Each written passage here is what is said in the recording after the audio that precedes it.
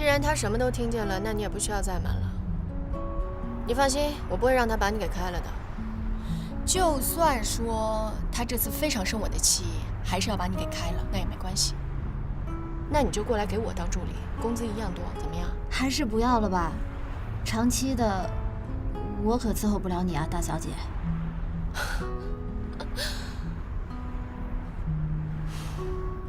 其实我又不需要别人伺候我，我就需要有一个人陪我而已。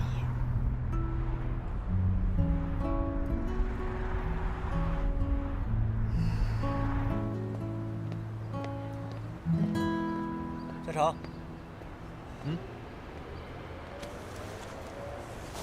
我说你刚才打球的时候心不在焉想什么呢？我就是觉得，好像自青林回来以后，我感觉我和小晶两个人分别在不同的方向和轨道上努力。你这个叫婚前恐惧症。但是呢，有句话我得告诉你，如果你现在真的选择跟他分手了，我不知道你的成就感去哪儿找。想想吧。难道又和嘉诚在一起？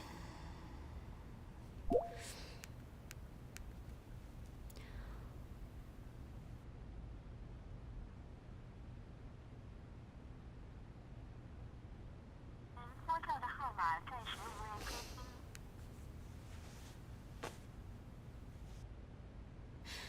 上次我来试婚纱的时候，有一个女孩跟我一起来的，你还记得吧？哦，我记得那个女孩。我好像还让你给她拍照片了，对吧？哦，对，你要是吗？哦，我给你去拿。不用，你就用这个女孩的照片帮我合成婚纱照吧。用这个女孩的脸？对。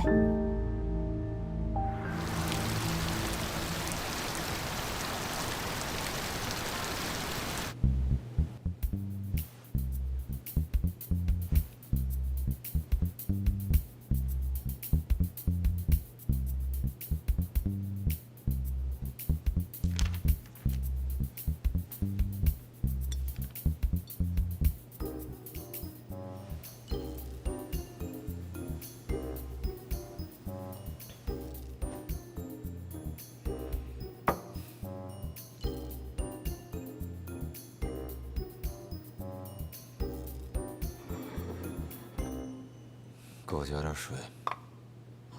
哦，好。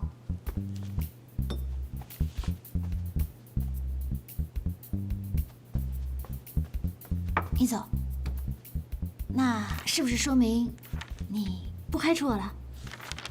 文文不会同意的。我跟你说啊，怡总，你真的好了解赵文文，你知道吗？刚才我送她回去的时候，她也跟你说了一模一样的话。那你觉得他有能力摆平这件事吗？站在你的角度来看呢，不能。啊，但是呢，你知道那个男人吧？他其实一看就是一个非常没有担当、没有教养的男人。文文现在已经看到了，我相信他一定可以想明白的。只是吧，你也知道，女人在飞蛾扑火的时候，往往就会失去理智，做出一些自己都会觉得莫名其妙的事情。但一旦冷静下来之后呢，我相信他一定可以做出最正确的选择。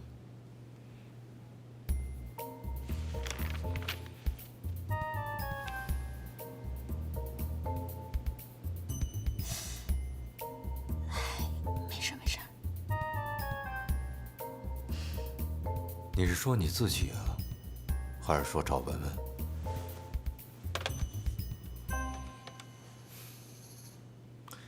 把急救箱给我拿来。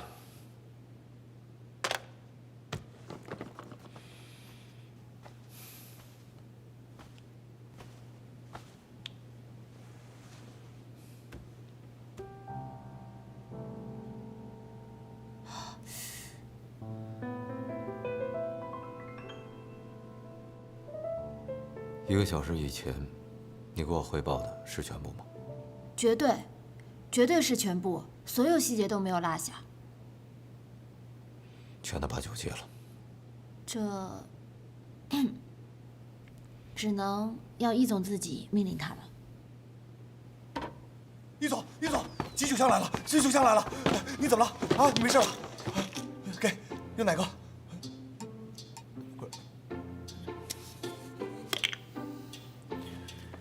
这儿凉啊。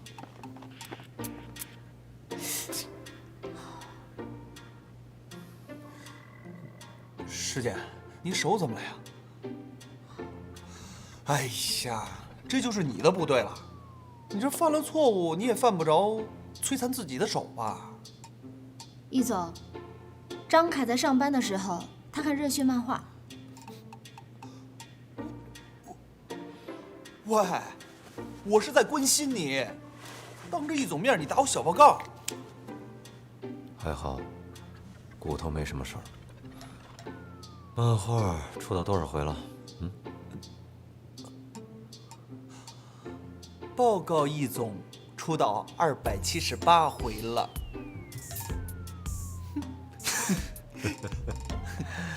哦，对了，易总，刚才外头送来一个信封，说让您亲自拆。我检查了一下，应该是硬纸片吧，没有什么安全问题。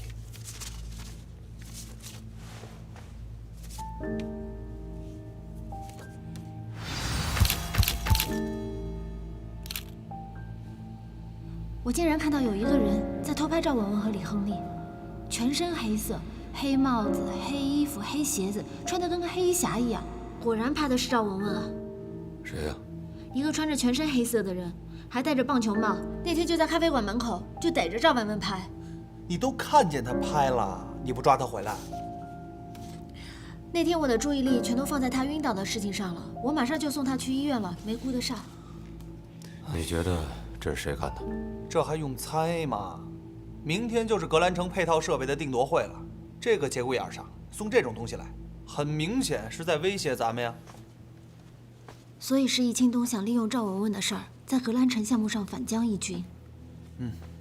如果是真的，那专家评委会会不会已经被他们打点过了？那还用说吗？可是这样的话，对你们的努力实在是太不公平了。你不会妥协的，对吧？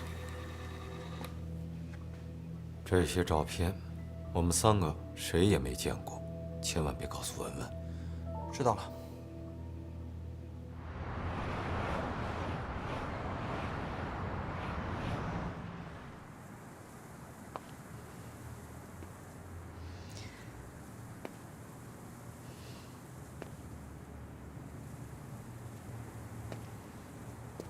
小静，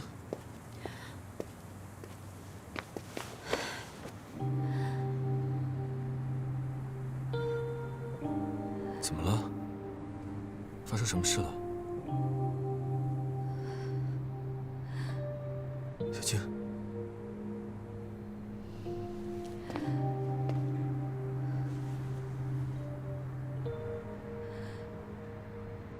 我以为我已经很努力了，可是到底怎么了？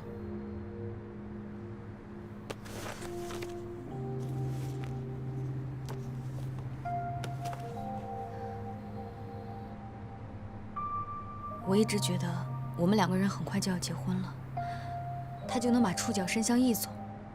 可我没有想到他什么都想要，他得不到的，也不让别人幸福吗？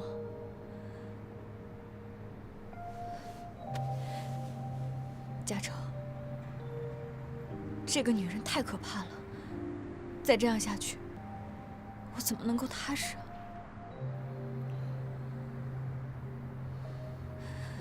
小静，你能不能不要在一件事情上一直在闹情绪？燕斐今天跟我说了，我们2个有可能是婚前恐惧症。可我真的在想，我们2个是不是应该静下来想一想，想想这到底是不是我们2个想要的未来？你什么意思啊？我怎么听着你好像后悔了呢？我问你，我如果大学毕业，没有宋教授直接给我推荐到城建院，而是自己做了一个小作坊去做设计工作，生活窘迫，可能要3年、5年，甚至很多年以后才能被勉强的称作一个设计师。那么我们未来好了，你别说了，根本就不可能有这种假设。我不可能不是宋凯之的女儿，你更不可能不是我的未婚夫。现在我们家的机会、条件、关系都有了，你就当成是你的，直接拿去用就是了。你不要听高彦斐瞎说，他那创的什么业啊？他要是没关系，他创个屁啊！他背后也是有人支持他的。你跟他不一样，你爸妈在清理，你们在设计圈没有关系，所以你现在就应该踏踏实实在我爸那儿，这才是你唯一也是最好的出路。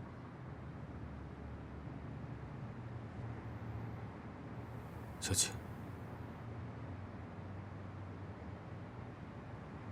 你是不是觉得，如果我离开你，我什么也不是？这不是觉不觉得，我觉得这没有什么不好的。反正这件事不能就这么算了，这种靠男人上位的女人太可怕了。叶嘉诚，你必须离他远一点。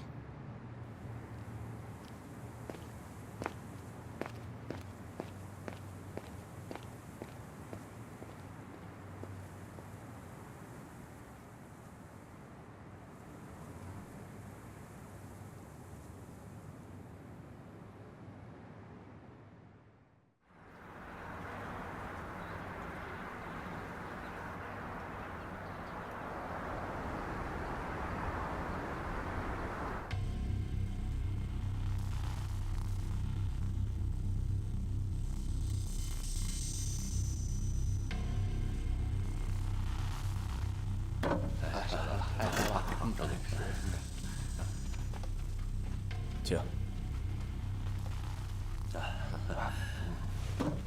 这就是英国来的设计师。哦。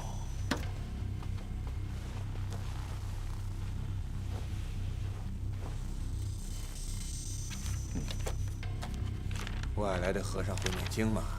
啊 ，OK。来，董事长，董事长。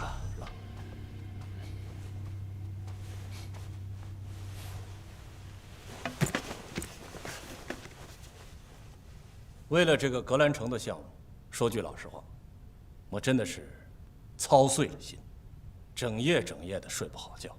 所以呢，我特意跑到了英国，请到了业界的大师查尔斯先生，来为我们这个项目出谋划策。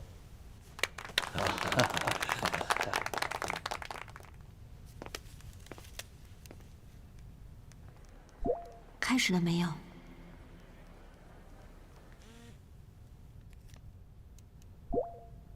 好了，接下来呢，就请两位设计师分别的来阐述一下你们的理念。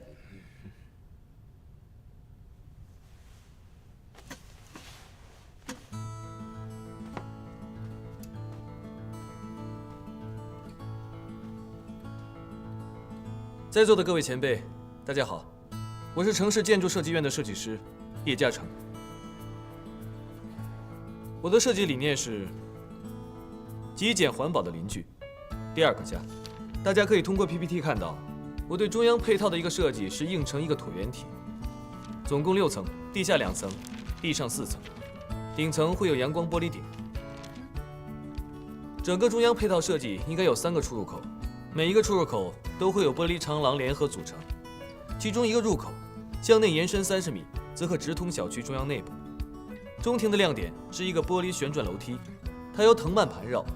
在一个阳光正好的午后，阳光直接打入楼梯间，藤蔓可以随着楼梯一起盘旋向上生长，它可以越爬越高。效果怎么样？这样给小区带来了循环的生命力。同时，彩虹管道作为这个中央配套的一个外部设计，也将成为非常经典的地标性设计。我相信有很多的业主会跟他的朋友们说：“我在彩虹路边等你。” 而且这些和留白的玻璃外观设计形成了非常大的反差，还没有什么反应啊？那你觉得呢？我觉得很牛掰啊！公司送我套格兰城的房子吧。那就好。我相信，作为第二个家，实用性和舒适性则是我的优先考虑。可是我喜欢没用啊，专家和股东们喜欢才行啊。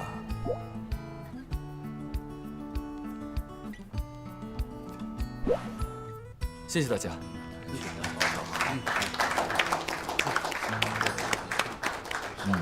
好。Cheers。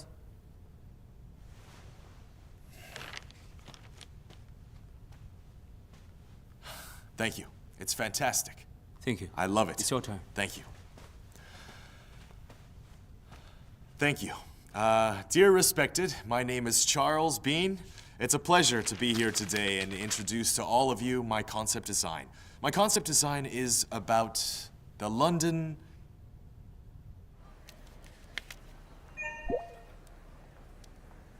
查尔斯的怎么样？ As 就 you 是一 can 个带有 see 英式 here, 古典风 in 格 the 的小 three 城堡， corners, 没 we 啥意 have 思。 a different design for.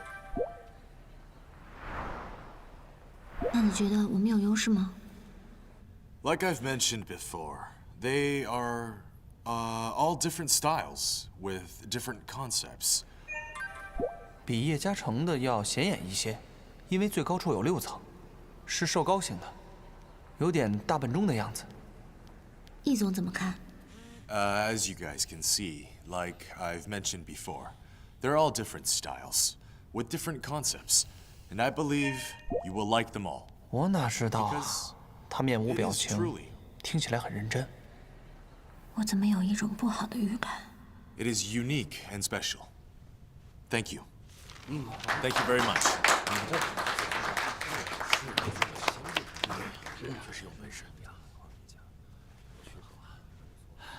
你们怎么看呢？各有千秋吧，还是由专家说说吧。我个人比较喜欢第一个叶设计的方案。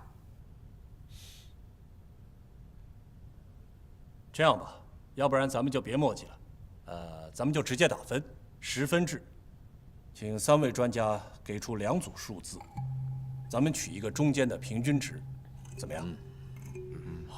好，那我们就来按照京东所说的，请专家给出2个作品的相应分数。你看看啊，不想播种。请亮出叶设计的分数。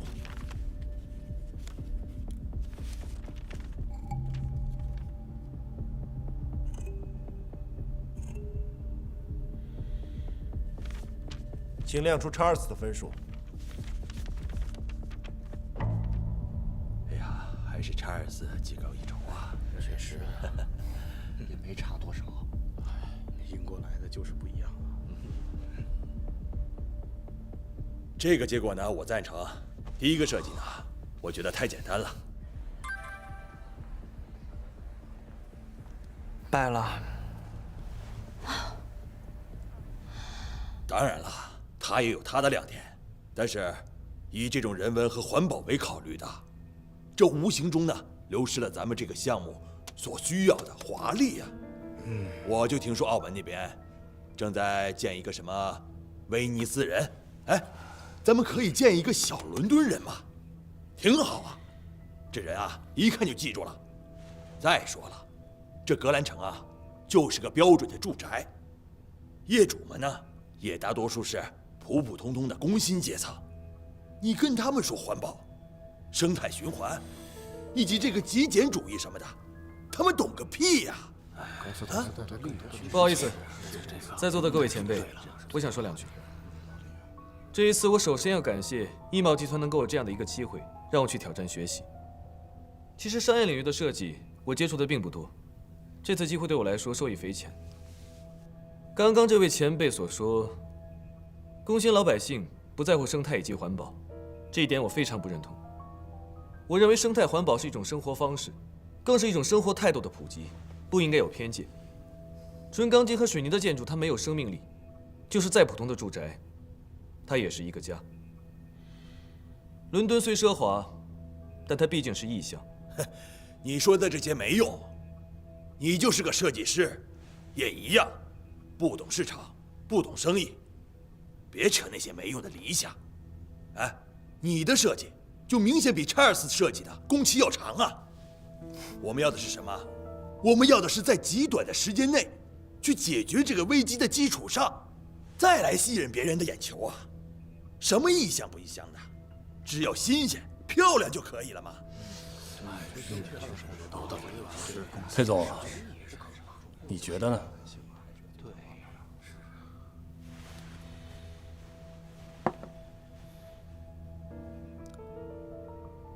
我相信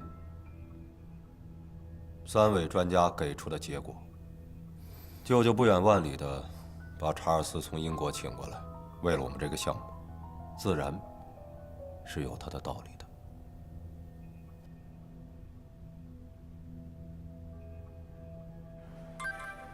易总也没反对。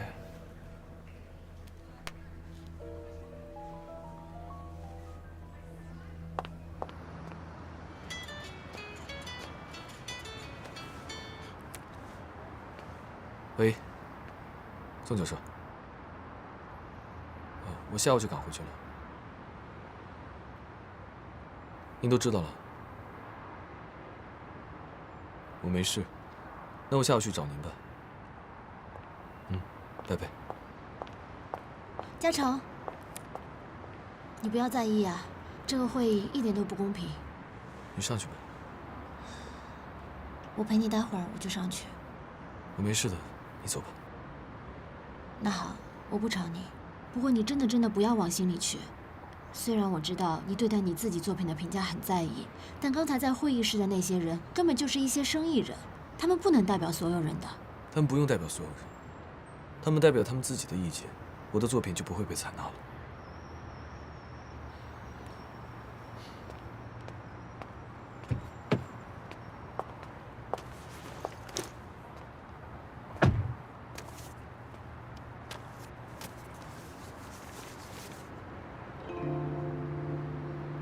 为什么会有这个照片？我不知道，我还想问你呢。我根本不知道这照片是什么。这照片什么意思呢？这照片不是你弄的？当然不是。我知道了。上去吧，我走了。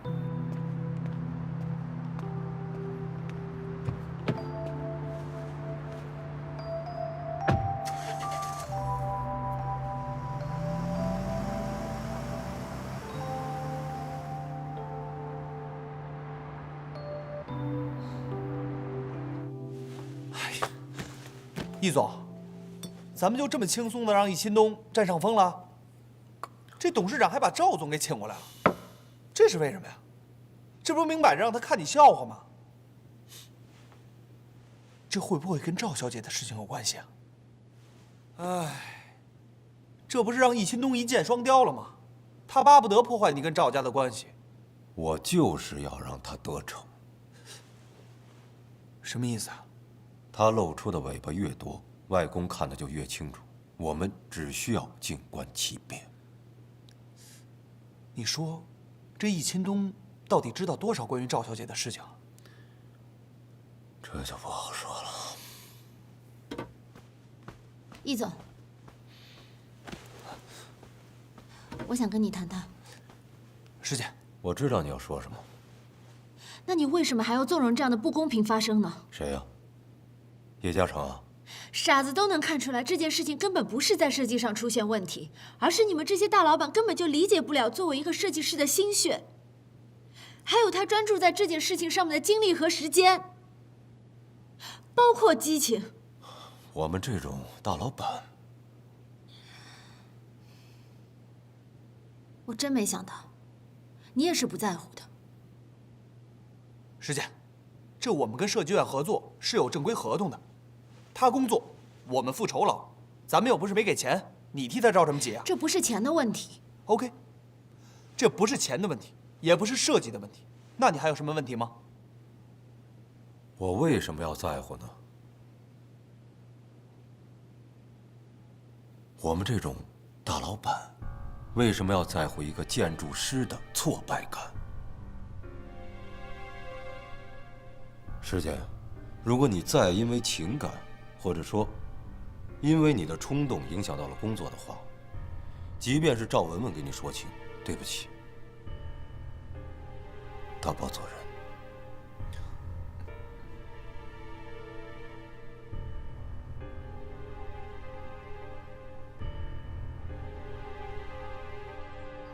怎么样？是不是感觉受到了打击啊？确实很被动。这件事情有它本身的游戏规则，其实集团的内部斗争也很正常。可凭什么我的作品要牺牲在内部斗争中？哦，你不必把自己当成牺牲品。我知道，失落感你一定是会有的，但是还是要尽快的调整过来。设计院未来的好项目有的是，不要计较一时的得失嘛。孙老师，我做设计是希望把它从纸上变成现实。不要太理想主义。其实每一个设计师的家里，那都不知道堆了多少非常优秀的图纸，而没有被建造出来。随便拿出一张来，可能都比现在的要好得多得多。只是它不一定适合现在城市发展的需要，或者说是不适合地产商赚钱的需要嘛。可是我的设计又没有违反他们的项目需求和定位，而查尔斯他只是随随便便拿了一个英式的建筑过来，一点诚意心意都没有。只要易茂他不在乎，他敷衍了事和你也没关系嘛，你就不要再纠结了。之前，易佩和我交过底了，易茂刚刚涉足地产，只要根基打得好，未来项目有的是。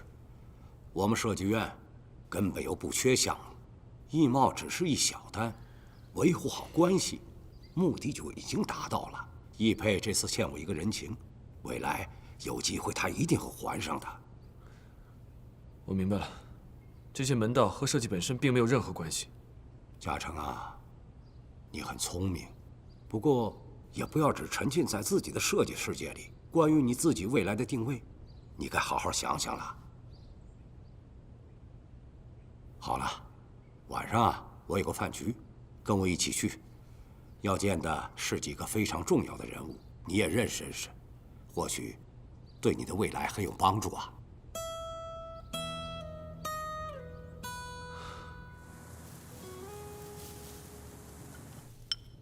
来吃点。谢谢阿姨。小姐，来，你也来一点。谢谢妈妈。阿姨，等您身体恢复了，你也教教我做菜吧。小姐这明显已经出师了，她烧的菜好香啊。这是小事，你常来，阿姨教你啊。阿姨啊，是担心石姐，你看她工作这么忙，身体会不会累垮啊？可不是嘛。今天呢，我带了红豆奶茶，等一下小欧小克问呢，就喝一口。小姐，小姐，小姐，有心事啊？想什么呢？哦，你今天别回学校了，就住这儿吧。本来我也没打算回去。来，那我妈交给你了，等一下别让她洗碗，我出去一下，回来我来洗。你怎么又出去了呢？你们公司也不能这么用人呐。阿姨，不用担心，不一定是公司的事儿哦。哎，看样子这红豆奶茶就我一个人喝了。对，来，干一个，来，干。来，小叶，我单敬你一杯。来，小叶，喝一个啊！哎，小叶真是海量啊，好酒量啊！孙院长，来，哎，我敬你一个，来，加上我，孙院长，来，干！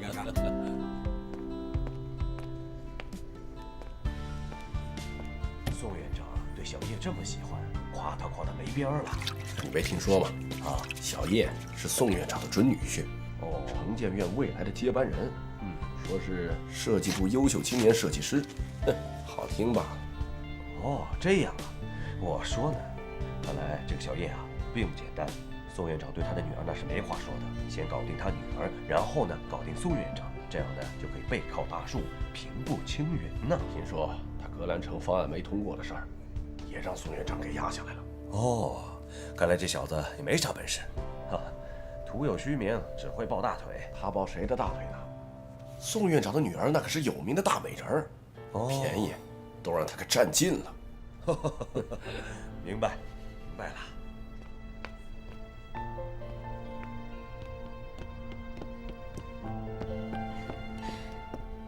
哎，嘉诚，你怎么出来了？是不是来接我的？我不想进去了。怎么了？结束了？没有，宋教授还在里面。你进去吧。嘉诚，我知道你在艺贸输了很不开心，不过这又不是什么大事，别太在意嘛。那你觉得什么才是大事？里面的饭局对你来说才是至关重要的大事，这关乎你未来的发展。好了，我们进去了，别让叔叔他们等太久。走，走。别想了，嘉诚，有得必有失，我觉得这也是好事啊。刚好你可以跟我踏踏实实准备英国的设计大赛。再说了，院里的设计项目那么多，你想做哪个，我让爸爸推荐你做不就好了？不就输了一个配套建筑的设计吗？没什么大不了的。我出去透透气，你先进去吧。哎，嘉诚。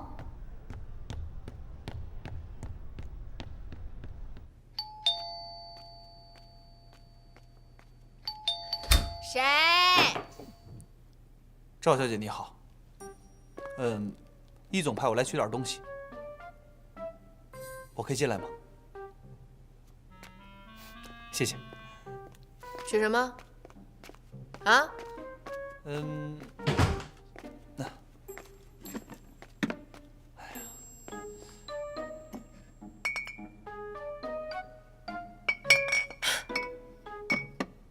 原来他不想让我喝酒啊！你回去告诉他，我喝多少酒跟他没关系。不是，再说了，你们把这些酒全部都拿走，我自己不能买啊！幼稚。赵小姐，你别激动嘛。我觉得你说的话都对，不过呢，你刚才说的，我觉得你最好给易总亲自打电话说清楚。哦，对了，易总让我给你带一句话，他说让赵文文尽快解决所有的事情，因为已经有人知道了。不可能，除非石简说出去。赵小姐，你已经被人跟踪了，易总很担心，你得收敛点。他要是担心我，早就自己来看我了。易总晚上有一个很重要的会议。再说了，易总能让我来干这样的事情，以他的性格，这种关心已经很明显了吧？没什么事，我先走了。等会儿，你回去告诉易培，你叫他不要担心，很快我就会解决所有的事情。OK， 拜拜。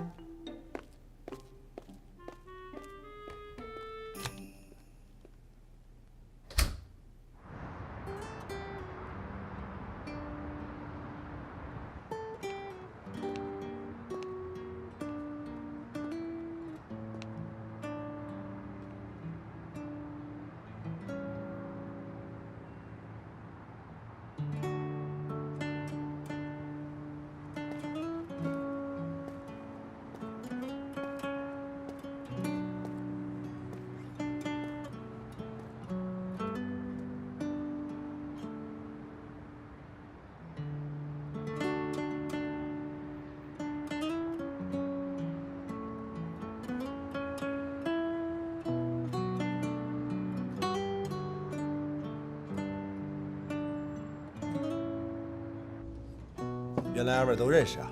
啊，都是常客。吃好了，我送你们水果啊，慢慢吃，有需要叫我。谢谢老板。好。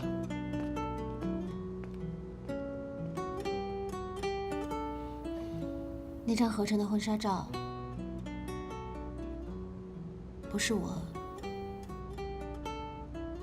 我知道。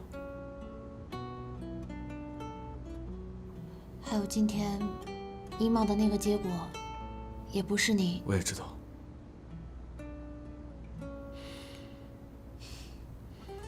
我知道应该是我的台词，你怎么知道才应该是你的台词？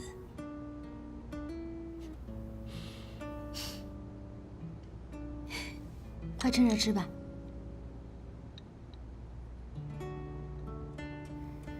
你宁愿是因为设计的不够好而失败，对吗？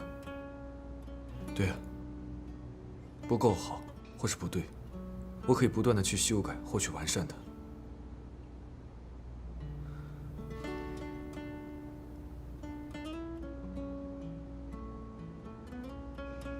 觉得你只是想做一个单纯的建筑师。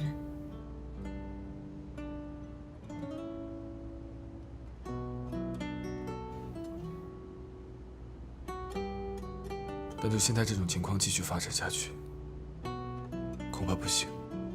其实不难。你不了解情况。我不了解不重要，但是比起你的理想和你想成为的人，那些更重要，不是吗？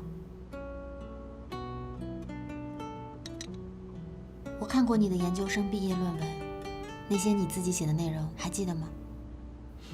过去这么久了，你最初的理念，总有一天一定会实现，相信我。马上到了，不要睁开眼睛哦。还未到啊？到了，准备放手了。嗯。3、2、1。哇！怎么样？这是……那我是我工作室的运营总监。恭喜李嘉诚，终于达成了愿望。现在不是还有你吗？是我们2个人的愿望。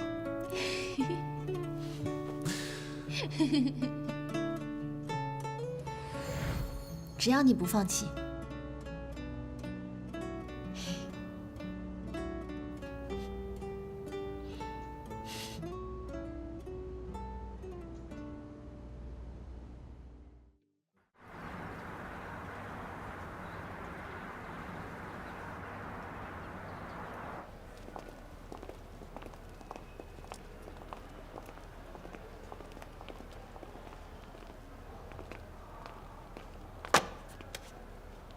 他们就这么把格兰城的项目拱手相让了吗？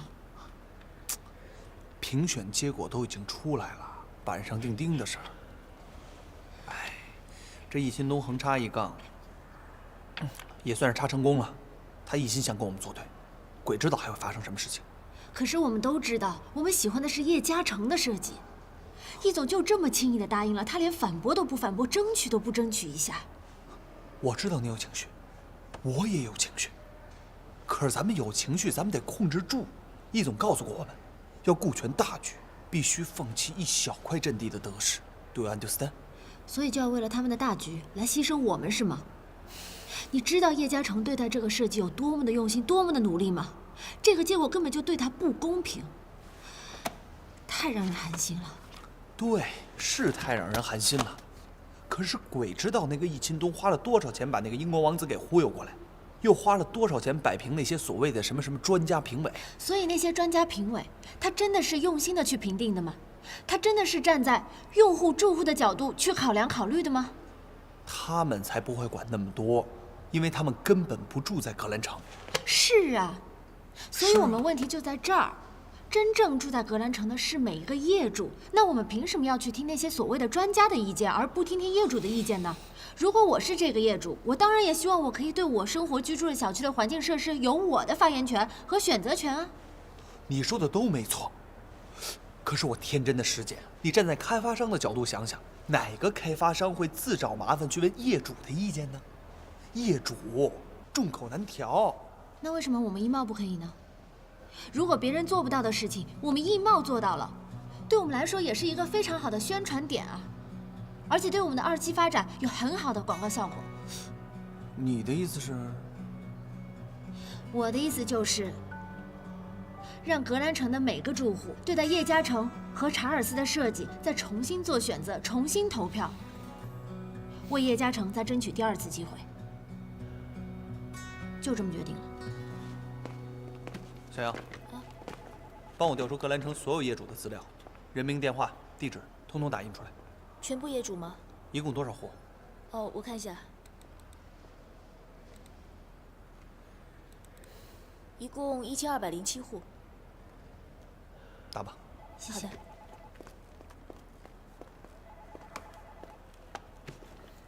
哎，你真打算这么办？要不，咱们先请示一下易总。不行，现在要是告诉他的话，我担心他会拦下来。这是我们唯一的机会。哎，你这可是先斩后奏啊！你放心，这件事情是我自己要做的。这要是万一办不下来，一总怪罪下来呢，我也不会连累你的。说什么呢？我是这么不讲义气的人吗？再说了，我早就看那个易钦东不爽了。凡是跟他对着干的事儿，一定得带上我。就按照你说的办，我在一茂帮你盯着。有你撑腰，我就不怕了。不用怕嘛，大不了咱们就一起被开除嘛。哎，加油！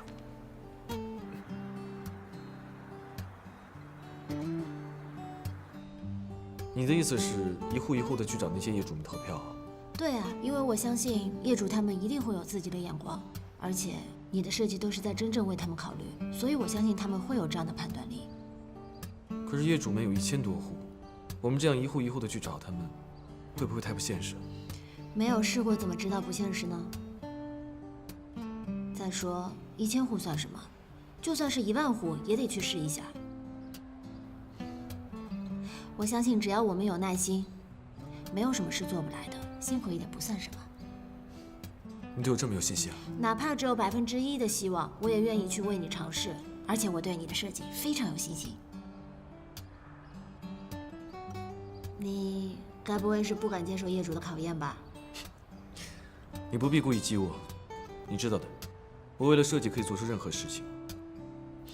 疯狂起来，比你要疯狂。你知道吗？你现在的样子非常像未来的叶嘉诚哦。未来？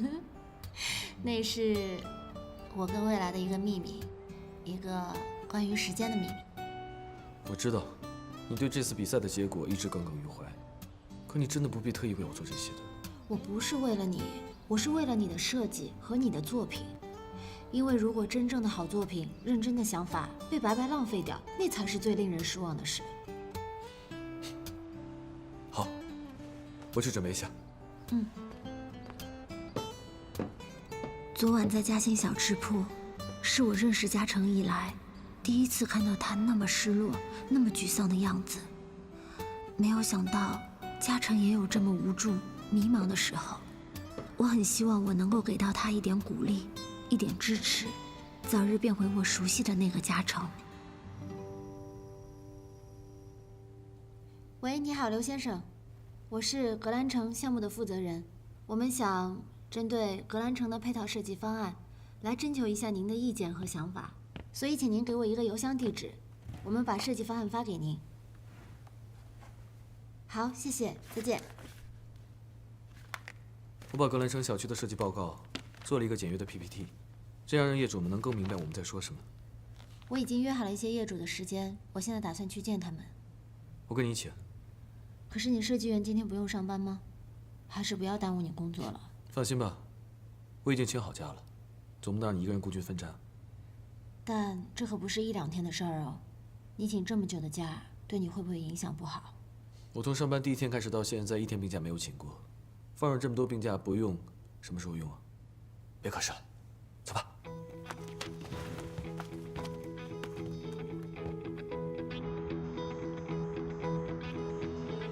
这就是我们中央配套项目设施的一个设计案，如果您同意的话，请在这边打勾。谢谢。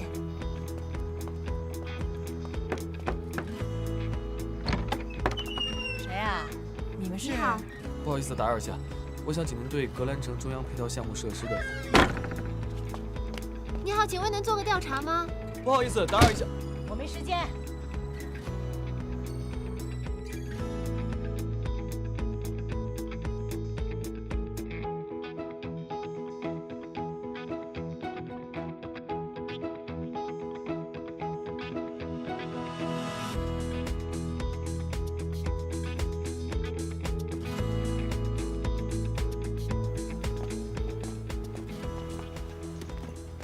来了，今天2位一起来的。是啊。想蘸什么？醉鸡、小笼包、蛋花蔬菜粥。哎呦，这不知道的还真以为2位是一对儿呢，连吃的都那么一致啊！稍等啊。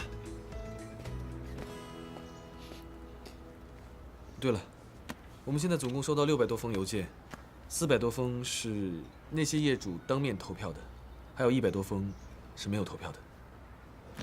现在我看了一下，所有的投票呢是683票比321票，所以你比查尔斯整整高出了362票，完胜。我还以为可以全局压倒性的通过呢。你没有办法满足所有人的喜好的嘛，坚持自己的想法才是最重要的。然后查尔斯这边呢，我明天还会再去找他们谈一谈，说不定听完阐述之后，他们会改变意见也不一定啊。所以我们从明天开始兵分两路，你呢继续按照原计划去找业主，我呢就去攻克对方的阵营。你还说我贪心啊？你现在看看你自己。我是想锁定胜局嘛。来了，小笼包来了，谢谢你啊。慢吃啊。谢谢。麻烦了。我感觉这小笼包要是再晚来一点啊，我连这个都能吃下去。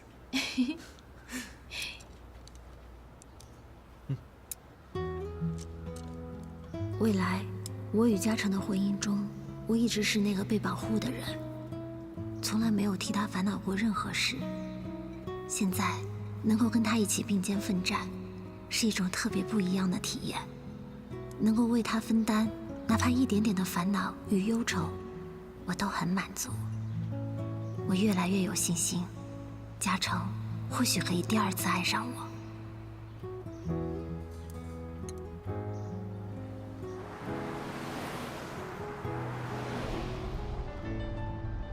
海上钢琴师，你还知道这部片子呢？当然了，你忘了吗？是你大学，是你母校，我们大学里面的电影院放过呀。学校还放过这么经典的片子啊？你在学校的时候没有放过吗？记得是我大3的时候放过，好爱这部片子，而且音乐也特别好听。我还记得，尤其是在结尾的时候，让我哭得稀里哗啦，特别感动。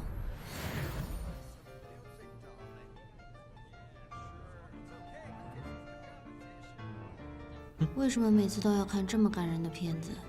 看完之后，今天晚上又要失眠了。这么好的片子，不看多遗憾啊！失眠也知道。男主角为什么不下船去追他喜欢的女孩呢？你想想，他自出生到他长大，他就一直在这艘游轮上，从来都没有离开过。这些才是他最熟悉的。你有没有发现，其实啊，音乐才是他的最爱。只要有音乐，他就有快乐。就好像建筑给你带来的快乐一样，是吗？那你会为了你的梦想和建筑放弃我吗？这怎么可以比啊？再说了，你也是我的梦想。放弃你就等于放弃了梦想。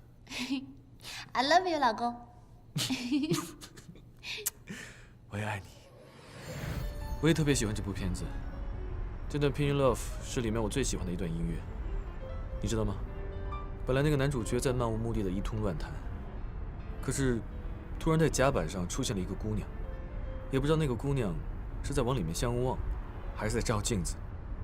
可是当男主角看到她那一刻起，混乱的音乐戛然而止，不知不觉中，这段春心萌动的音乐就被他即兴地弹了出来。你还记得吗？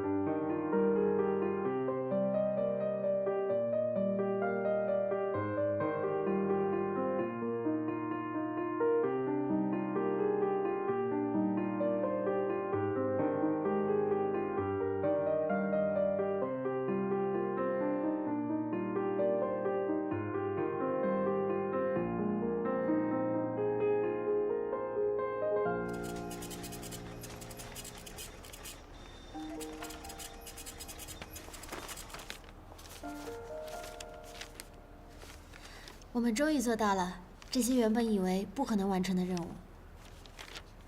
其实用不用我的设计我已经无所谓了，有这么多人都能够支持我的想法，我很开心。我们已经尽了最大的努力，剩下的就交给命运吧。感谢命运和时间的安排，让我和嘉诚有了这么一段亲密无间、同心协力的时光。虽然他可能无法走向我熟悉的那个未来，但现在的我已充满感恩。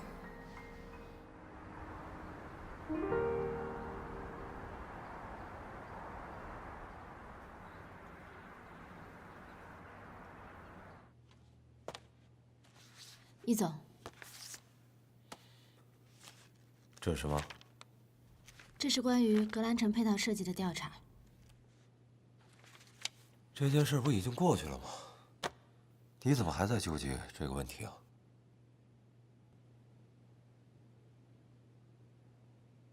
最近你是怎么回事啊？怎么总是找不着你人呢？张凯跟我说，你们家里出了事，你要请假，是阿姨身体上……对不起，易总，在请假这件事情上面，我向您撒了谎。但是你千万不要去怪张凯，因为是我要求他帮我瞒着你的。为什么要说谎呢？你听我把话说完，等我说完之后，您看看再怎么处置，我都听您的安排。你说。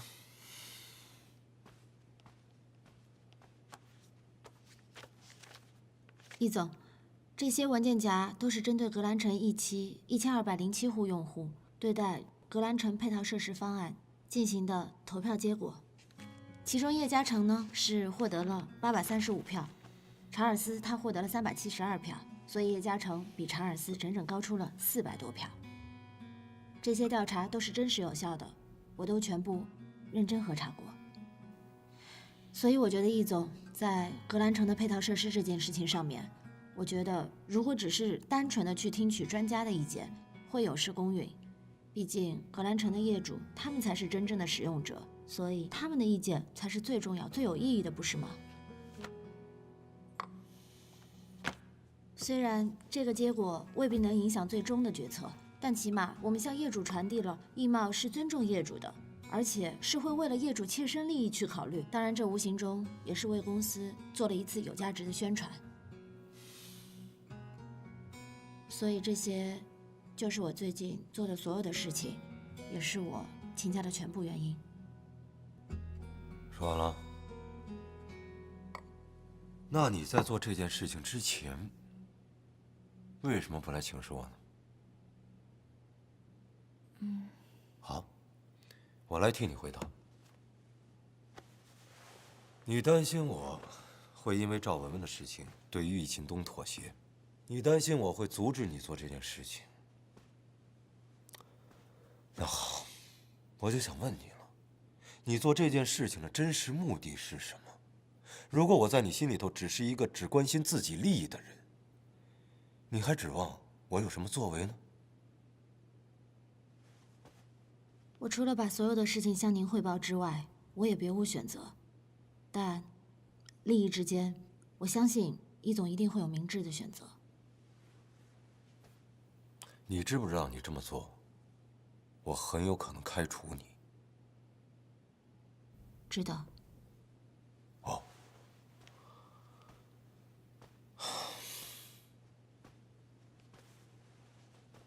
你对叶嘉诚果然是很关心，可是他马上就要和宋小晶结婚了，难道你不知道吗？我当然知道，但我做这些从来不是为了让叶嘉诚感激我，我也从来没有想过要他来回报我。所以，无论他结不结婚，不管怎样，我都会这么去做。你出去吧。可是现在这件事情还没有结果。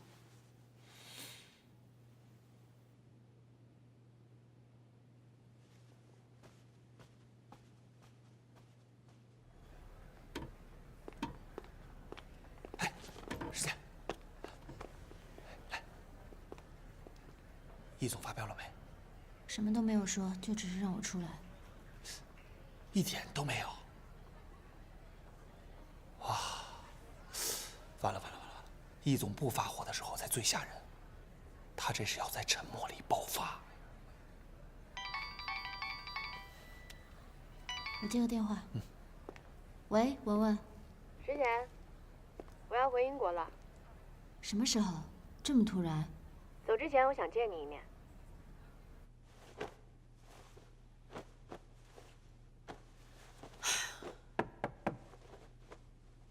门没锁，进来吧。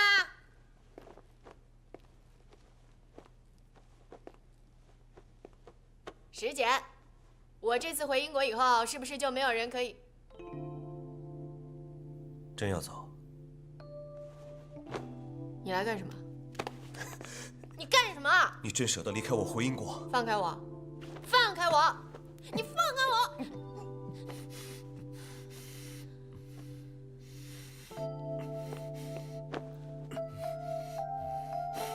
哎呀！我告诉你，别跟我来这套。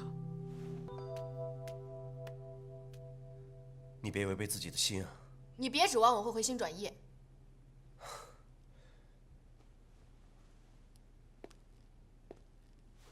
我压根儿没要你回心转意啊！那你来找我干什么？我来就是想看看你。我这几天都失眠睡不着，脑子里全是你。你不是早就希望把我推开，希望我赶紧走吗？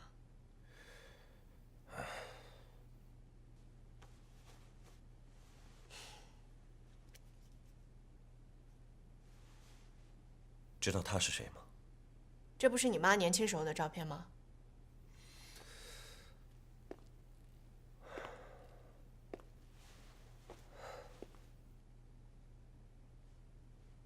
她是我初恋女友。17岁的时候，就辍了学跟我婚。我们好了2年，后来我爱上别人，她死活不愿意跟我分手，最后割腕自杀了。死了？没救回来。所以之后，我不敢再给任何人承诺。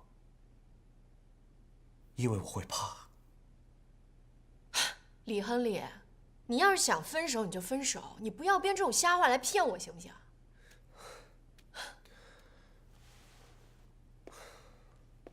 我就是一个渣男。你跟我在一起，最后得到的只有痛苦。你不一样，我不想耽误你。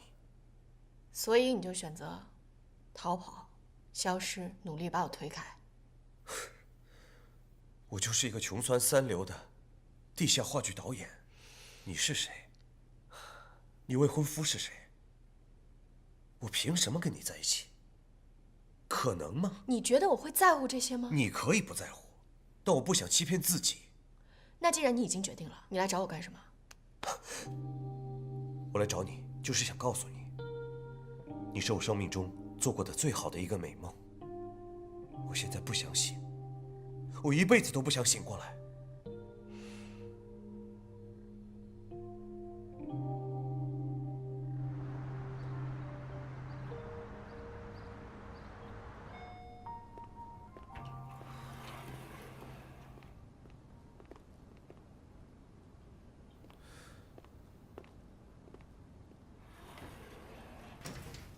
你怎么才来呀？你这么快就要决定回去，那易总知道了吗？哎，这什么意思啊？我改变主意了，我不想回英国了，我要留下。你放心，我这次不会让易佩要求你来陪我了，别害怕。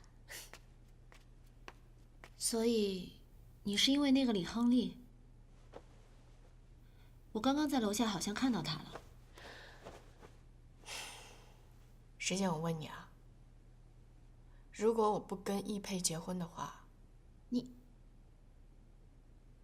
你不跟易总结婚，你要跟那个李亨利结婚吗？你觉得有没有这种可能性？那个李亨利是什么样的人，你是知道的，文文。你不了解他，而且我们之间的事情你又不懂。我根本不知道他到底刚刚跟你说了些什么，让你忽然之间就回心转意。我只知道，我不希望你因为他再受到伤害。受到伤害怎么了啊？这是我自己的感情，我不需要旁人来给我指指点点的，好不好？而且我知道他是渣男，渣男怎么了？我就是喜欢他，我就是要跟他在一起，怎么了？哎，不是师姐，你不会是因为你爱的人要结婚了，所以说你也不希望有人来爱我吧？啊，真可怕！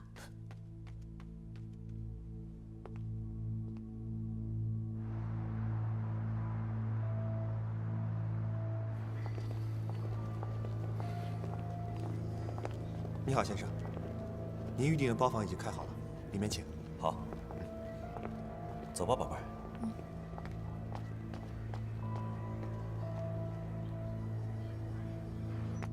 大哥，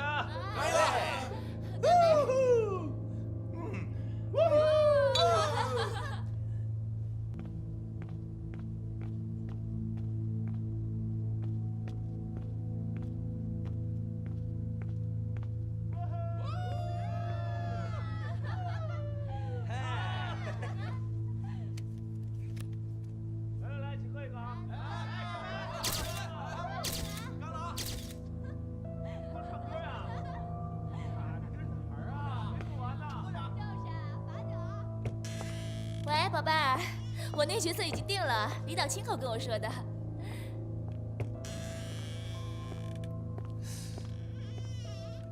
哎，你不是那个？你知不知道赵文文现在为了你，她准备把孩子留下来，还要毁了婚。这事儿跟你有什么关系？我不知道你有什么目的，但我是她的朋友，我希望你不要再伤害她了。她这么喜欢你，你这么对她，你良心过得去吗？你跑来跟我说这个干嘛？我希望你能够跟她分开，否则呢？否则我就会告诉她，你还在四处留情，依然还在骗她。你觉得文文会相信你的话，还是我的话？我是他孩子的父亲。那你觉得她看到这些照片会是什么反应？这上面的照片我都已经发到了邮箱，你要是想删的话，随便了。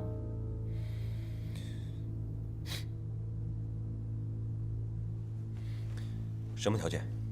说吧。要钱还是什么？你以为所有人都跟你一样无耻吗？我给你3天的时间，你必须要跟文文做出了断，要不然的话，我来替你了。你。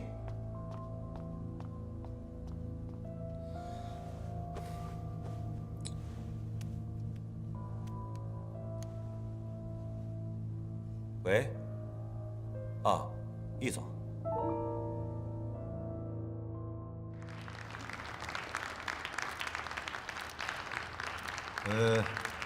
大家好，非常高兴，大家今天来到格兰城，和我们一起参与格兰城中央配套设施的启动仪式。关于这次设计，我们易茂是用心的。我们聘请了多位设计师一起出谋划策，尤其是我们易钦东易总，那真的是煞费苦心呐。他所聘请的设计师所带来的设计，那是前所未有、超乎想象的，而且还交代给我一个特别的任务，让我给这个项目取一个好名字。大家告诉我，什么叫做好名字呢？我到现在为止，我这心里头一直忐忑不安，我不知道待会儿能否达到易总的期许。现在，大家和我一起，有请易钦东易总上台，和我一起揭晓今天的主角。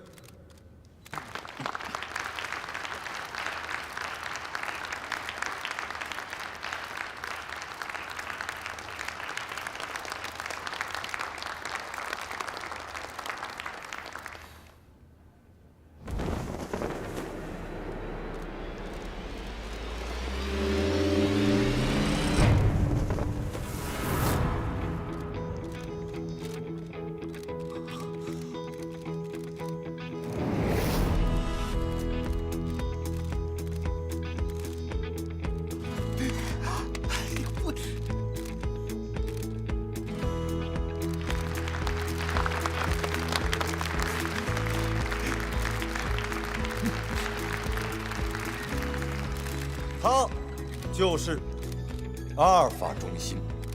阿尔法这个希腊字母，在数学当中的含义是未知数。它就像是一本优秀的推理小说，大家对它充满了好奇和猜测，可是到最终无法猜中它的结局。叶总，您对我起的这个名字是否满意呢？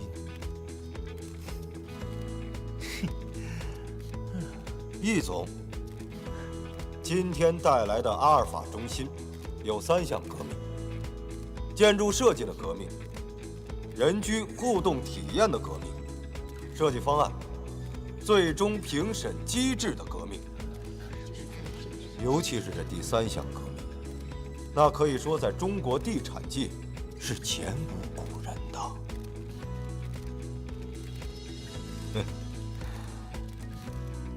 阿尔法中心最终的设计是由2套方案选择出来的，其中一套来自英国的设计师查尔斯，另外一套来自中国的设计师叶嘉诚。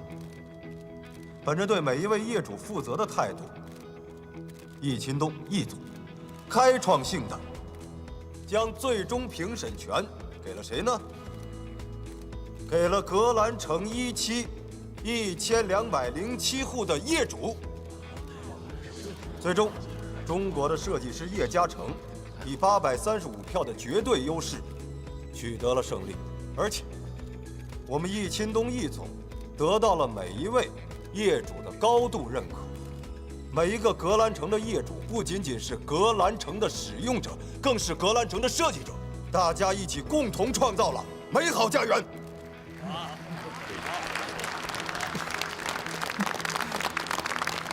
这让记者才放心。是。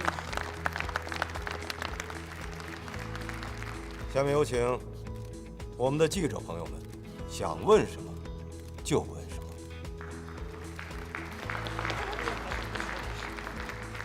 哎，易总，易总，请问这个评选机制是您选出来的吗？是啊，易总，说一下吧，易总，哎，易总，您还有什么想对格兰城业主说的吗？哎，是啊，哎，我们说一下吧，易总，说两句吧，说两句，好，易总，哎。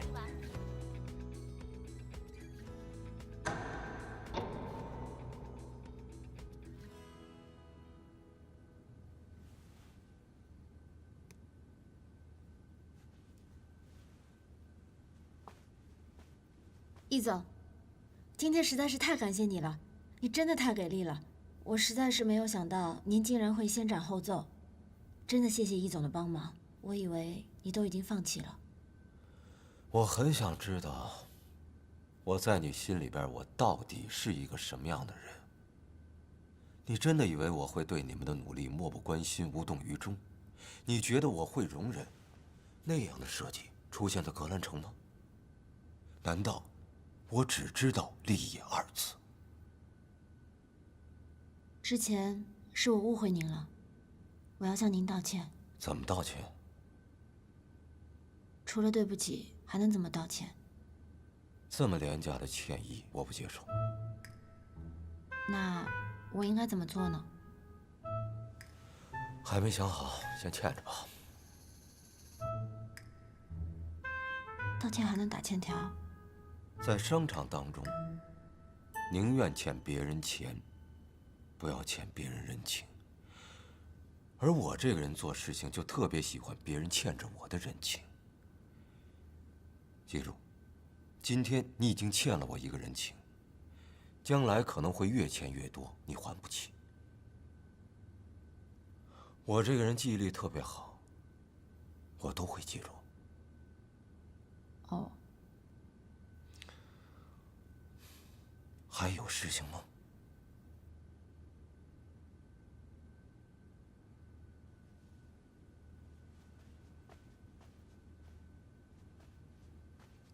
易总，我知道您今天跟我说这些，是为了要教会我，让我学会做任何事情一定要懂得方式方法，所以我现在知道了。还有就是，我从来都没有认为你是那样的人，从来都没有。我要说的说完了，谢谢易总的帮忙。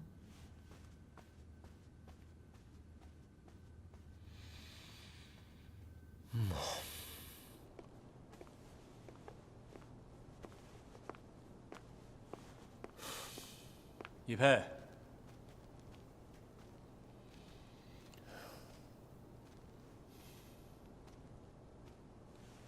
你跟我玩这手是吧？这话从何说起啊？今天您太风光了，我给您邀请来最好的记者、最好的摄影师、最好的宣传。明天地产财经新闻，您一定上头条，应该高兴才对啊！你跟我玩阴的，啊？狸猫换太子。我告诉你，别怪我对你不客气，回你分分钟的事情。您说的是文文的事儿吧？照片拍得不错，这事儿舅舅您不应该操心，我会找时间跟外公他老人家说。不过您得搞清楚，是谁最期待易家和赵家联姻成功的，您心里得有个数。我能让你顺利结婚，也能让你这个婚结不成，你信不信？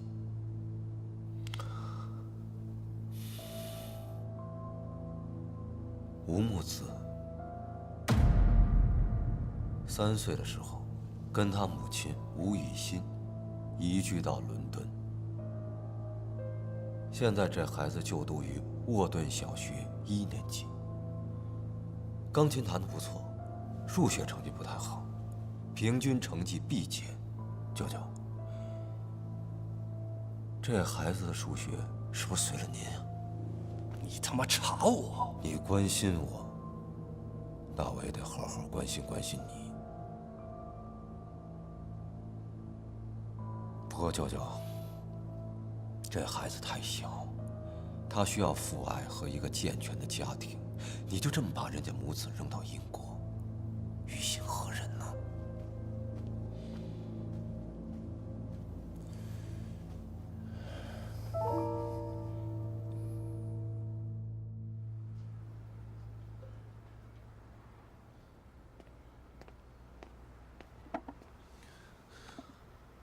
到底怎么样了？电话里死活不肯说，都快急死我了。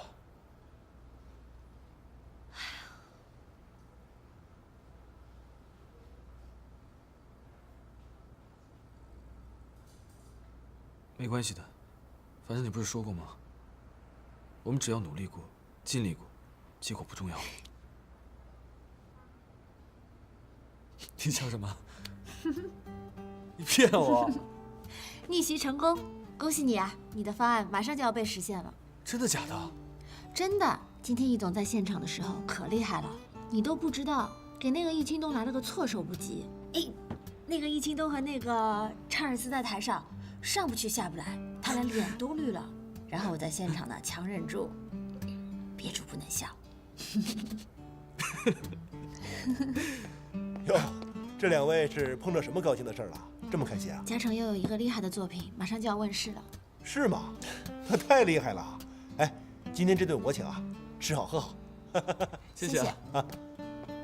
嘉诚，祝贺你，耶！不是祝贺我，是祝贺我们。如果没有你的坚持，这个作品根本不可能问世。从嘉诚嘴中听到我们2个字，我心里甜蜜极了，好想时间就此凝固在这1秒钟。干杯！不要变。耶！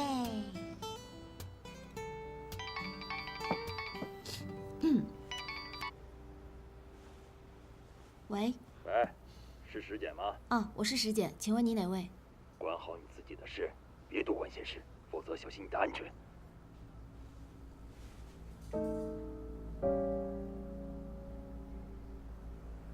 怎么了？谁啊？不知道。你怎么脸色这么难看啊？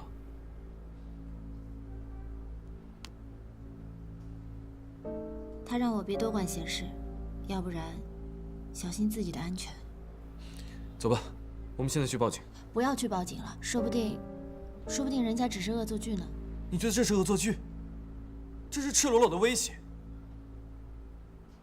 你能不能考虑一下自己的处境？别去管那些乱七八糟的事情了。说不定他们只是吓唬吓唬我，也不会对我怎么样。我只是个小人物而已嘛。不是，你说他们到底是谁啊？如果我没有猜错的话呢，有可能是想阻挠你设计方案的那一拨人。你的意思是？我也想不出来第二个人了。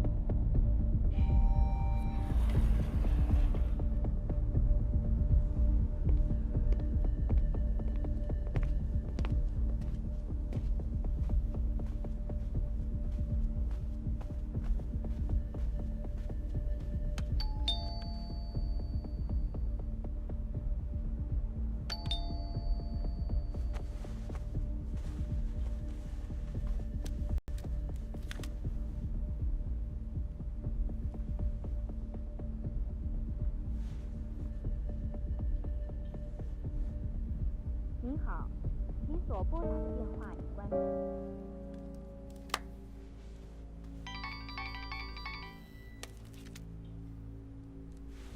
喂，张凯。喂，师姐，你让我查的那个车牌我已经查到了。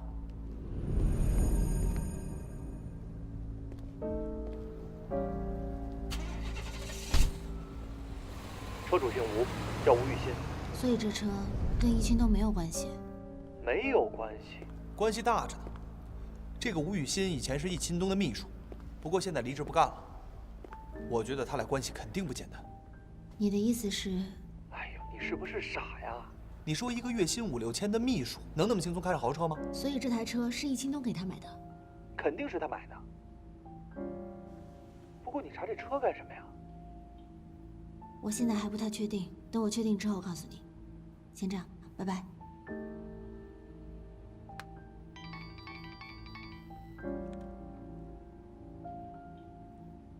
喂，是我，李亨利。你现在有时间吗？我想跟你聊聊赵文文的事。江主任，知道您跟嫂子常吃海鲜，所以没点，特意准备了一些山珍野味，来，您尝尝。哎呦，易总有心了。江主任，哎呀，我只是呢带夫人出来走一走，没想到易总这么客气。搞得我这边有点过意不去啊！啊，是。您跟嫂子到这儿来，本来我们就应该尽地主之谊，大家都是朋友嘛。再说了，我有一个不情之请，希望您帮我介绍一下青林的情况，毕竟您轻车熟路。放心，好说，好说。嘉诚，这个是我帮你定制的西装，我之前还担心啊，下周我们拍婚纱照赶不上，还好做出来了。你穿上一定特别帅，闭着眼睛都能想象得到。小静，婚纱照能不能先不拍？为什么呀？你知不知道这个摄影师很难约的？我好不容易才约的，我们绝对不能改时间，任何事情都没有我们拍婚纱照重要，好吗？我不是改时间。那你什么意思啊？我想我们两个都静一静，让我们想好了再做决定。你还要想什么呀，嘉诚？你不会是不想结婚了吧？小静，你就不觉得我们两个之间有问题吗？我们有什么问题啊？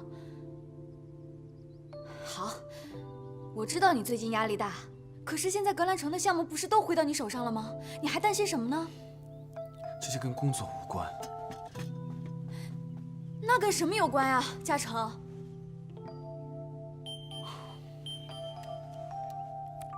李亨利上的那辆车就是易清东的车，他约我见面，我会当面问个清楚。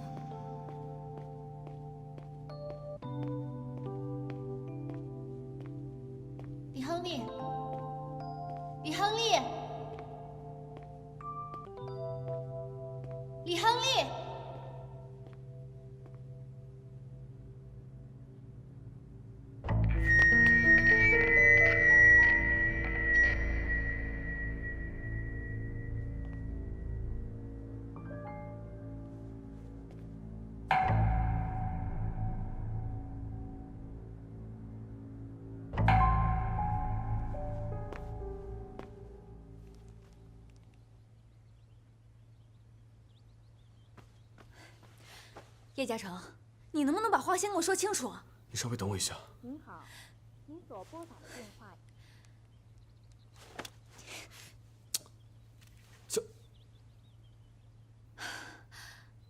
果然又是这个石姐，你明明知道她心术不正，就是来破坏我们关系的，你为什么要跟她不清不楚的？小晶，照片那件事情不是他弄的。不是他弄的，谁弄的？我弄的吗？我以为说是你弄的呀，我就是觉得这些不是他能做出来的事儿。叶嘉诚，你到底是相信他还是相信我？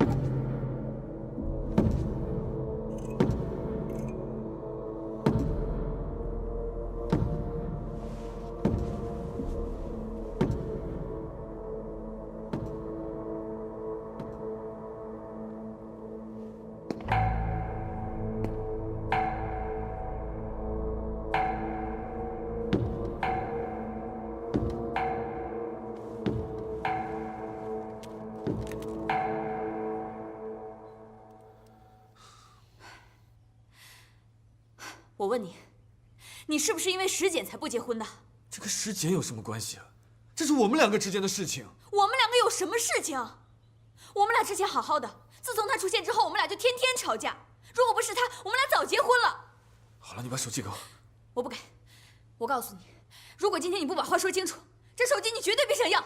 宋小晶。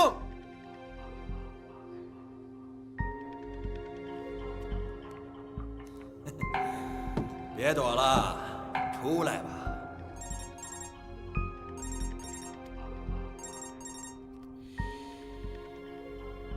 喂，一总，一总，你听得见吗？快来救我！你在哪儿？我在之前去过的那个剧场。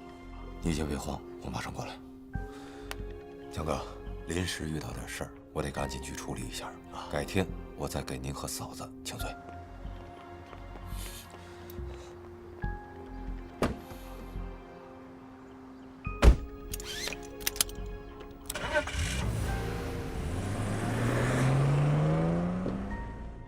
出来呀！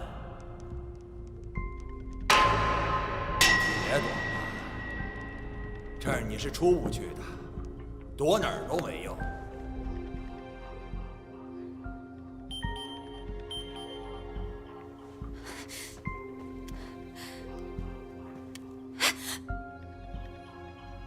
救我！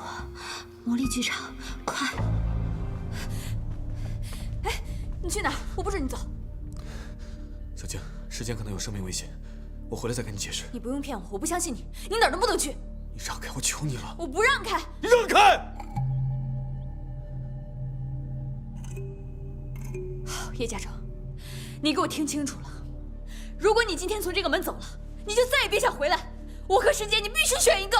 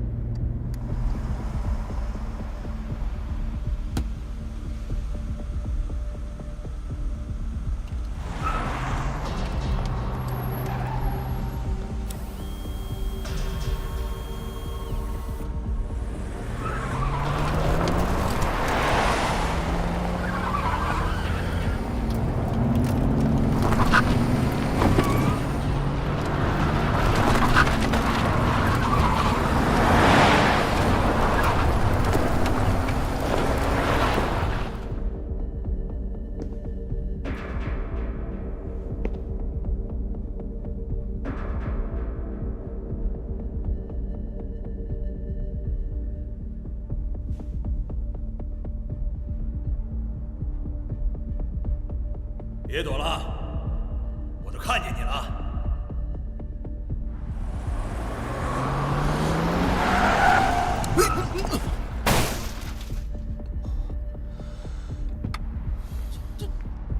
干嘛急刹车呀？怎么回事？怎么开车？下车，下车！会不会开车？你看你怎么开的车？你自己看，开大气了不起啊！要不是你自动巡航，完蛋还捎带着我。什么人呢？这是！会开车别开，让我们追回来。朋友，对不起，这里有我秘书的电话，有什么事情你给他打电话。你要是走了，到时候不承认怎么办？对啊，我们还是报警处理吧。报警吧。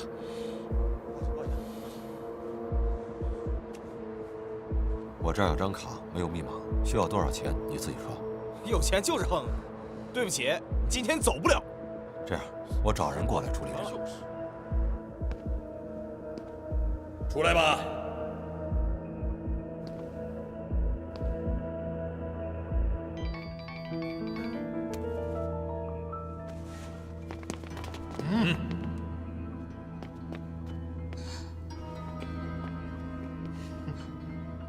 你们要干嘛？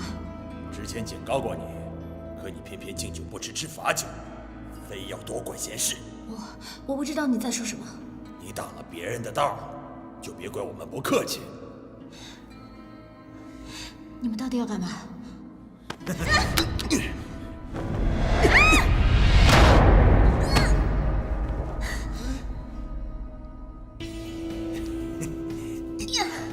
对不起了，啊！不要！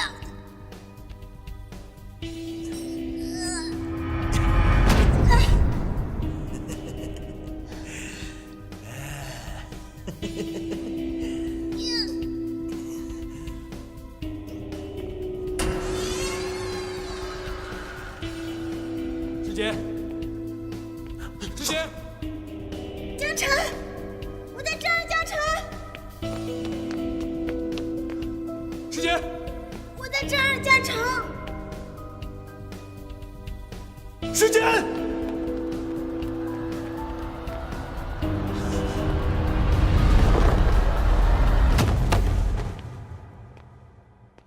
我说，路没有尽头，转过身之后，心疼你哭，谁能听出你眼里无声的荒芜？黑夜孤独，谁来保护？怕你整夜醒着无助。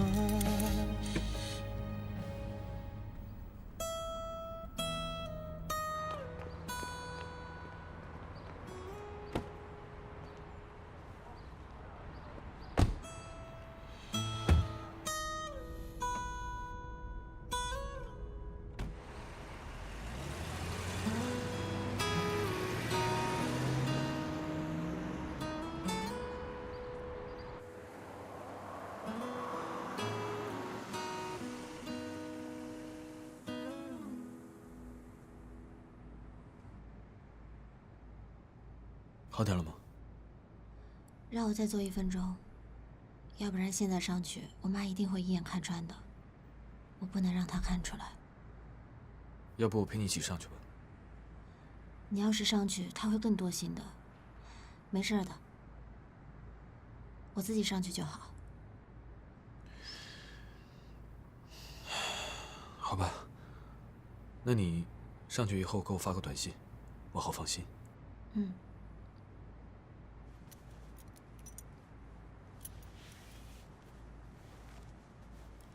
谢谢。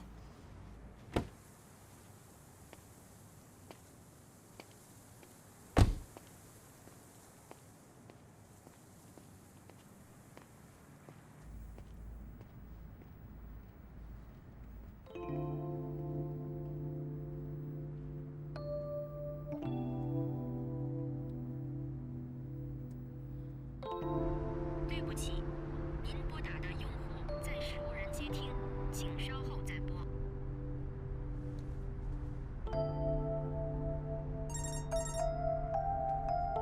校长，喂，易总，我正要给你打电话呢，时间怎么样了？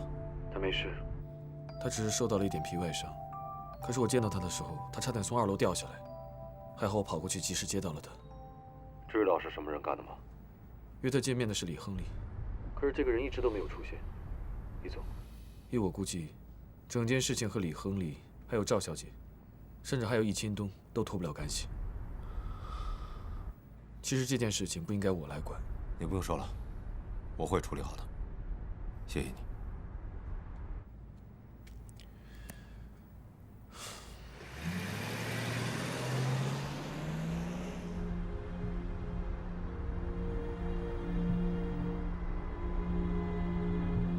对不起，您拨打的用户暂时无人接听。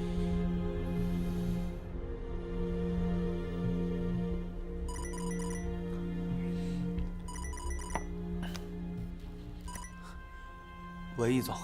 张凯，我让你办的事儿你是怎么办的？时间差点没了命。你什么呀？我不想听你解释。同样的事情不要再发生第2次。还有，我不管你用什么样的办法，给我盯住那个李亨利。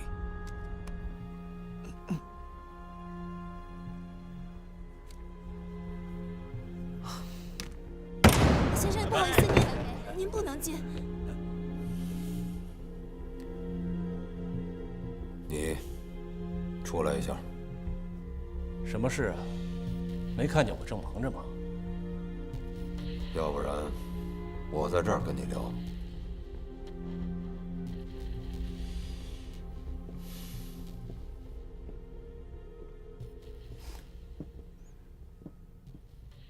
没事儿，你们先吃着啊。好。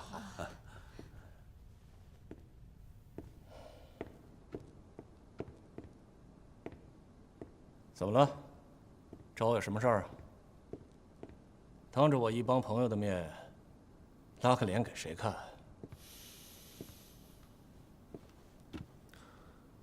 易新东，你是不是做的太过分了？太过分？什么意思啊？你不要一味的总是挑战我的底线。你在说什么呢？有什么事儿啊，冲我来。你再敢动石姐，你试试。石姐，石姐是谁啊？哦，我想起来了，石姐是你的秘书是吧？怎么了？她出什么事儿了？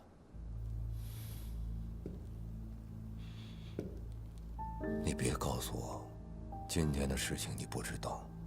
你对一个女孩子下手，太卑鄙了。我不知道你在说什么，易佩。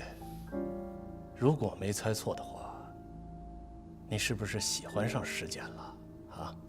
这是你和我之间的争斗，不要牵扯任何人，否则你别怪我。你威胁我？臭小子，不要以为你现在得势了，我让你3分，你在我面前就可以耀武扬威。你以为我真的怕你啊？跟你舅舅我斗，你还嫩了点儿。你说你招惹我干嘛？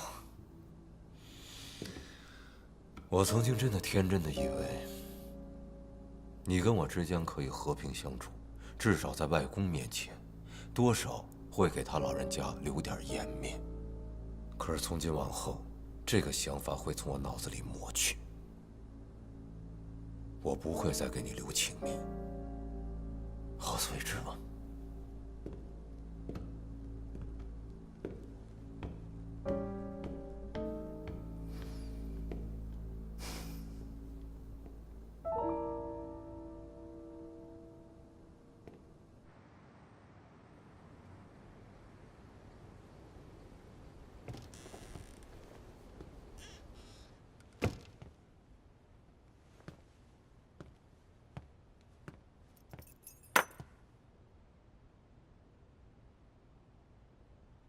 小晶，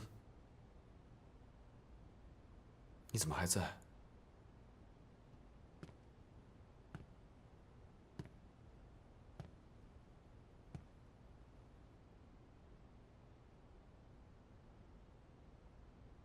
我在这里想了你一晚上说的话，我就是想等等看，看你到底会不会回来。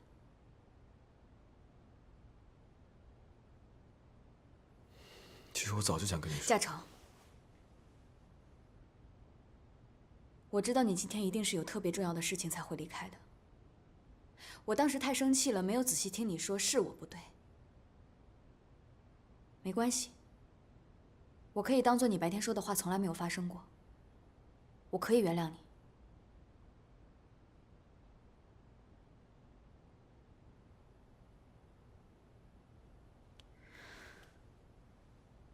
我们俩从头开始，好吗？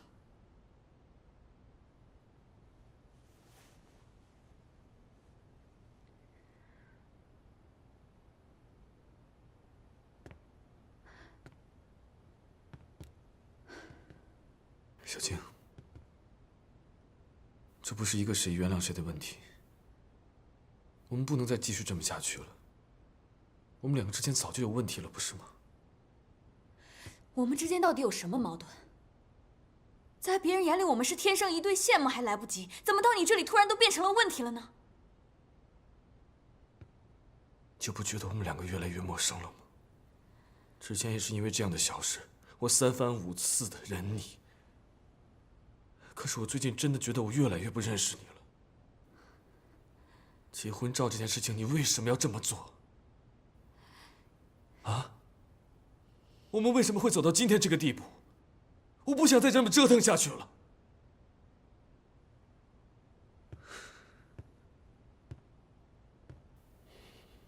你知道吗？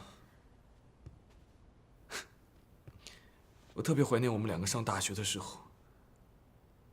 我们两个可以一起上课，一起讨论研究设计方案，会彼此争执，为了说服对方的设计，这种努力的感觉太棒了。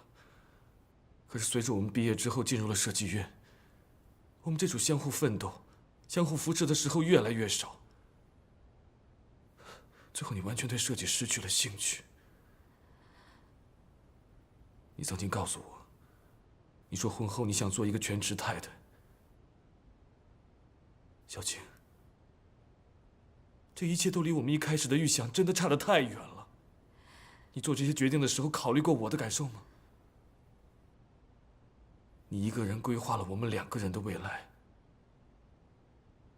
我的选择甚至从来都没有进入过你的考虑范围之内。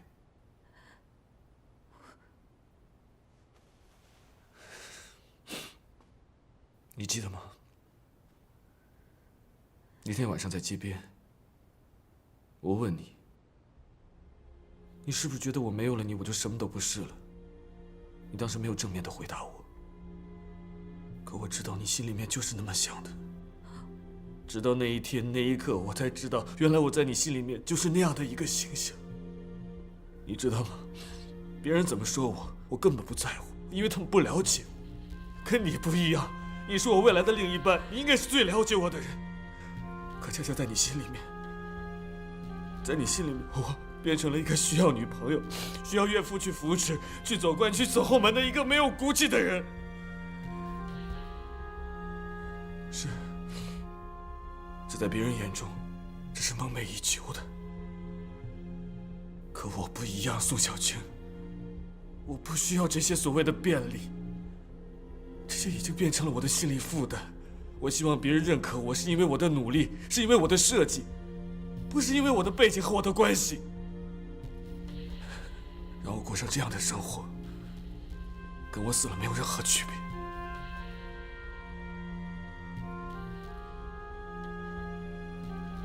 叶嘉诚，你是不是不爱我了？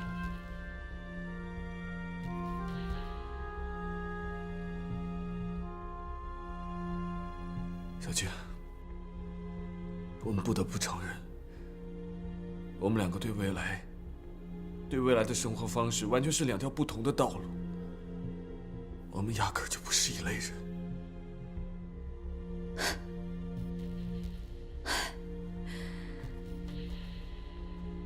说到底，你就是不爱我了。我们分手吧。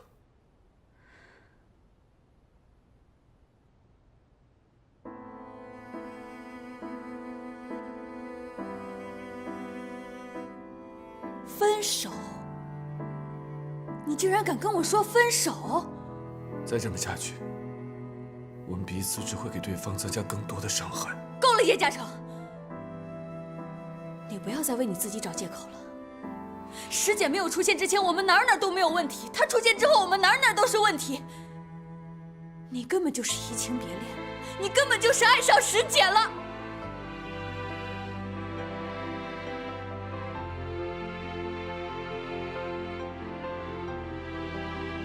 这就是我们两个彼此之间的问题，我到今天都还不明白。好，我不明白，他明白。我不懂你，他懂你。我们两个人之间有问题，你跟他没有问题。那你们两个人就好好一起过下去。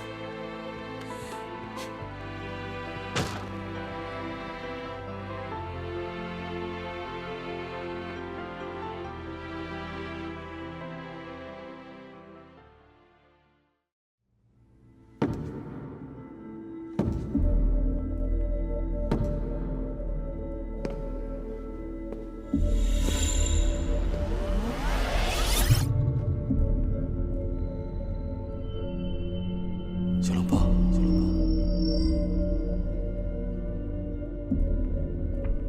宝贝，我知道你能听得到。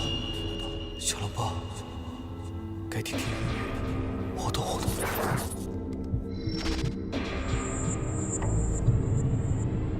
让你多管闲事。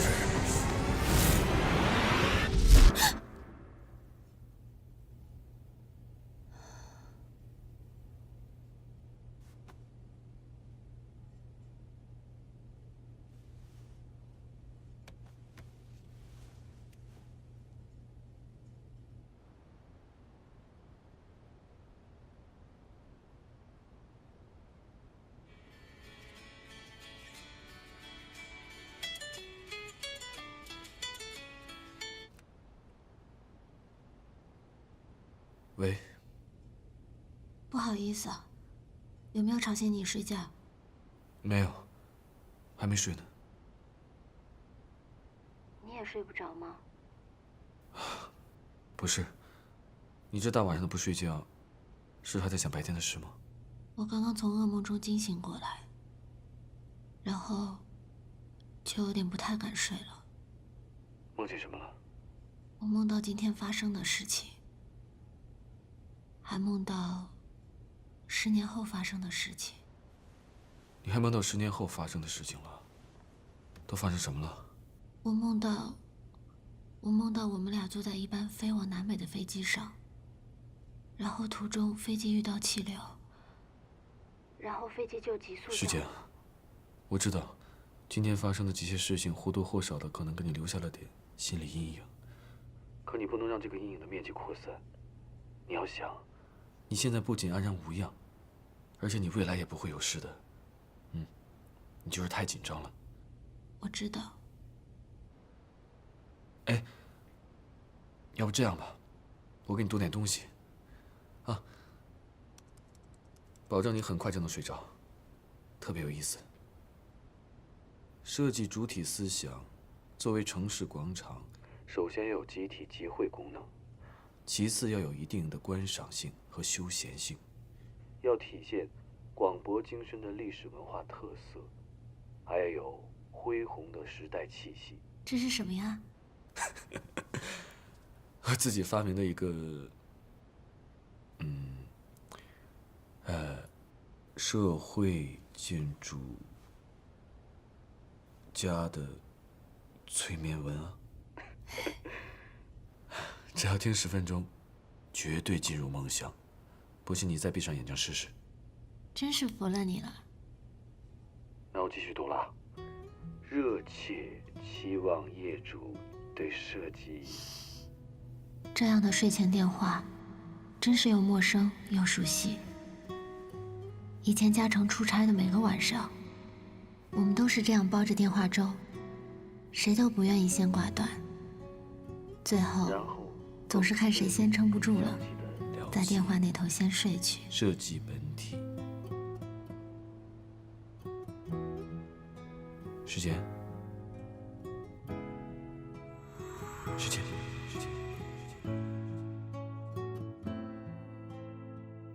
我不知是如何爱上你，也不知何时或何地。我的爱之结没有复杂，也并不骄傲。我爱你，因为我不知道除此之外还能有其他什么选择。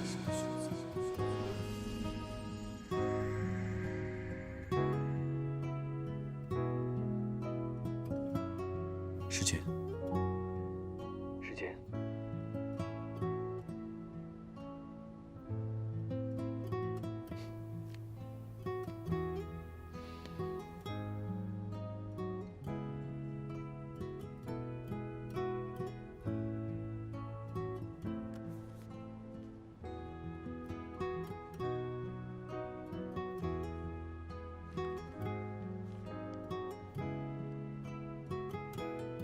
我不知是如何爱上你，也不知何时或何地。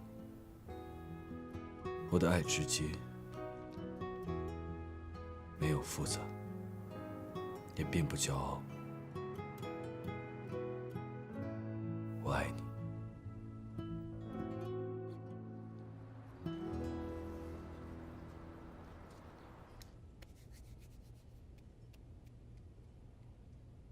妈妈，我走了。哎，小姐，哎呀，来，带上水果啊，一定要吃啊。手怎么了？没有啊，随便划伤的，没关系的。好了，我知道了。妈，快进去吧。没问题啊。拜拜，等我回来。拜拜，感谢啊。拜拜。哎，你怎么在这儿啊？我今天刚好去艺贸谈一个项目，带你一起啊。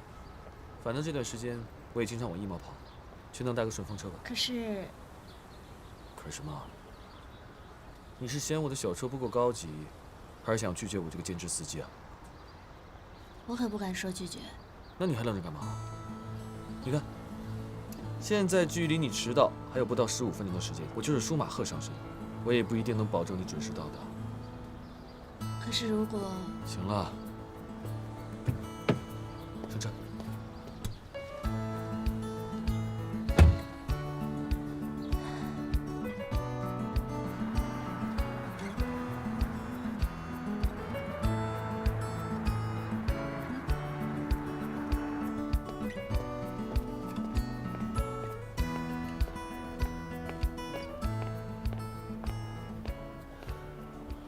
易总。